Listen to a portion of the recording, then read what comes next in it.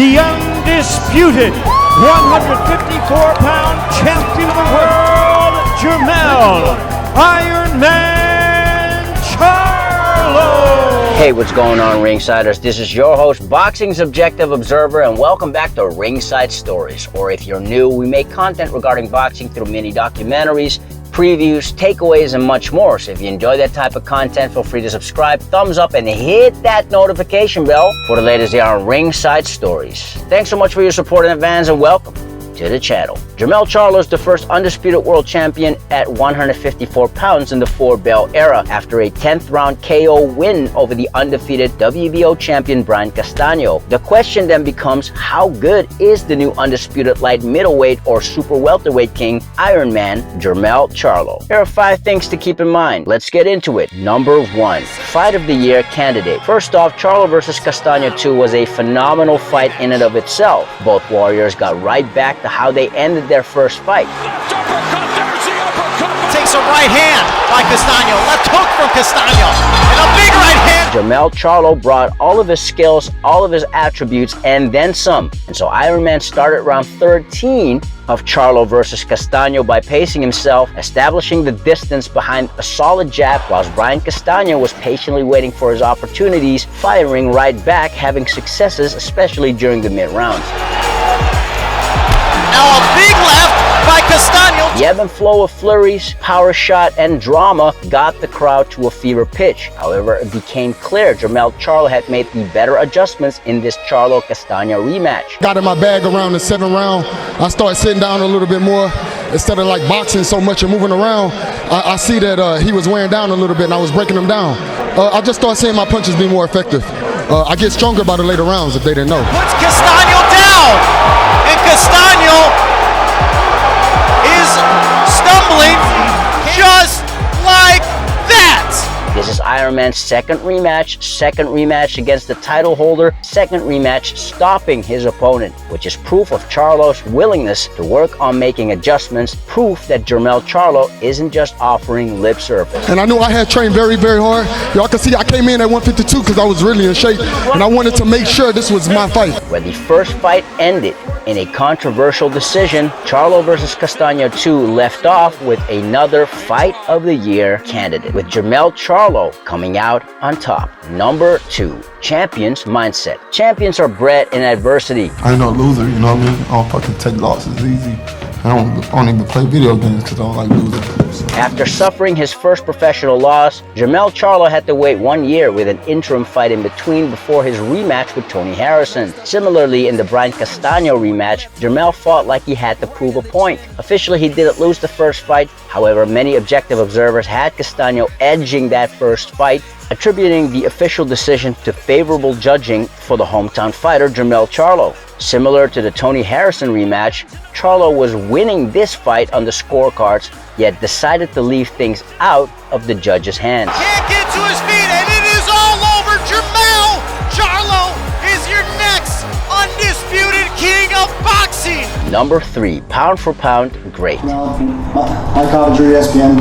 Congrats on an amazing performance, playing undisputed. Are you sure?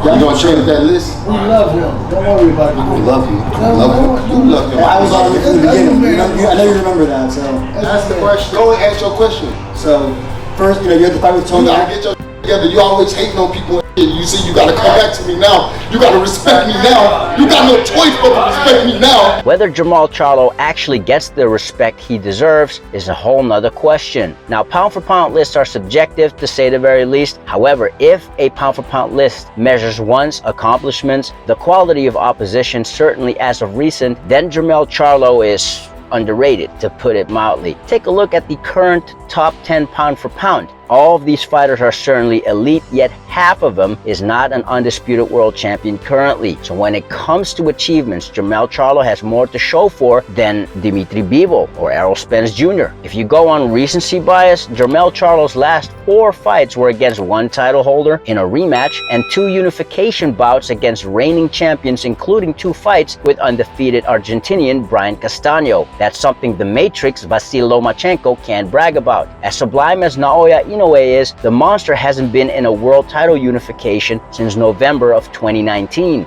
The point? Pound for pound lists are subjective. If the fighters in question are rated by the quality of their work, achievement, and what they have done lately, cleaning out an entire and talented light middleweight or super welterweight division, being the first undisputed world champion in the 4-belt era, and going by body of work, Jermell Charlo should be rated way higher on the pound for pound list than number 10. But that proves Iron Man is an underrated champion. En route to becoming the undisputed best at 154, Jermell Charlo beat a who is who, former world champion Austin Trout, Erickson Lubin, who showed promise as an undefeated contender at the time he fought Jermell Charlo, Jason Banana Rosario. And Jermell Charlo had to walk his way through adversity in a total of 22 rounds with undefeated Brian Castaño, who might not be the most destructive one-punch knockout artist, yet is proven a relentless pressure fighter. Jermell Charlo has taken some of Castaño's best shot without touching the canvas once, yet did seem hurt a few times, which is testimony of Charlo's gas tank, powers of recovery, his chin, and his resilience, rightfully earning his nickname. Offensively speaking, Jermell Charlo has the making of a true boxer-puncher. Charlo possesses a solid jab, quick combinations, moves around well, even in a smaller ring, which was the case in the Castaño rematch. Has good punch selection, great power, and proven to be a great finisher. First fight with Tony Harrison, close fight, I thought you won, and you come back and you knock him out. This time you knock out Castaño after a close fight. What does that say about your boxing IQ? I'm high on IQ then. I mean, it's like, that's what ESPN wanted to hear. I mean, our IQ is really high and great. I try to, use effective punches that matter in boxing, like my jab. And I use like strong punches, and I'm a very strong 154 pounder, and I've been at this weight for some years. Punches were slipped, punches was ducked, punches were blocked. I was durable. I was going all 12. Unfortunately, my power gets stronger by the rounds. Number 4, historical. On Saturday, May 14th, 2022, Jermell Charlo made the history books by becoming the 7th undisputed world champion in the 4-belt era, joining a select group of elite fighters. Some are even all-time greats. Now, historically, at this point, we don't know how to rate Jermell Charlo compared to his predecessors. The last undisputed world champion at 154 pounds was Ronald Winky Wright, which was in the 3-belt era. After defending his IBF world title, Winky Wright successfully unified against Hall of Famer Sugar Shane Mosley, who Wright also defeated in the immediate rematch. Wright went up to middleweight, fighting 3 other Hall of Famers, that being Felix Tito Trinidad, Jermaine Taylor, and B-Hop aka Bernard Hopkins. I feel like I made it to a Hall of Fame level. Who knows what's next for me in boxing? Having all the belts at light middleweight or super welterweight, it will be mighty interesting to see what Iron Man will do next. Does he solidify his status as the man in the 154-pound division by fighting all comers? Or does Jermell Charlo move up to become a multi-division world champion? Number 5. What's next for Jermell Charlo? I ain't done, dog. I might move up to 60 and see if I can do it again. Jermell Charlo's future may include a clash with WBO mandatory challenger and Australian boxing star Tim Tszyu, son of boxing legend Kostya Tszyu. He's a smart boxer. He does everything very good. He's going to be a tough challenge, but I'm always keen for a challenge. I'm bigger and stronger and bring 10 times more pressure.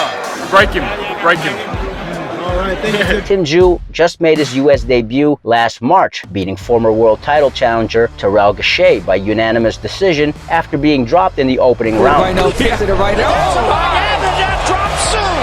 As of today, Tim Tszyu is undefeated with notable wins over tough Japanese Takeshi Inoue, former 2-weight world title challenger Dennis Hogan, and Tim Tszyu also stopped former welterweight world champion and Manny Pacquiao conqueror Jeff Horn. Then there's WBC interim titleist Sebastian Fundora, who himself has recorded 2 back-to-back decent wins. In the case his twin brother Jermall Charlo vacates his WBC middleweight title, Iron Man can move up and attempt to become a 2-weight world champion, maybe even challenge the other world champions at 160. What about Jermell Charlo's chances at middleweight? How would he fare against the likes of Gennady Golovkin, Demetrius Andrade, if Boo Boo decides to stay at middleweight? So question to you ringsiders, who would you like to see Jermell Charlo fight next? What do you think Iron Man's next move should be? Let us know in the comments below. Props to both Jermell Charlo and Brian Castano for putting an amazing Undisputed World Championship fight. We definitely need more of these for boxing fans. This is what makes boxing an exciting sport. Congratulations to Iron Man for his historical achievement, the first world champion to hold all 4 major world titles at 154. And to Brian Castano, he certainly can come again. If you enjoy this kind of content and you haven't already, don't forget to subscribe, give a thumbs up, and hit that notification bell. It helps the channel out a lot, i.e. inspire us to make more quality content for y'all. As always, thank you so much for your support in advance, and welcome to Ringside Stories. Now, if you've done that already, you're amazing. We already know that you are the true undisputed world champion. Till next time, Ringsiders, this is your host, Boxing's Objective Observer of the Ringside Stories. Thanks for watching, and have a legendary day.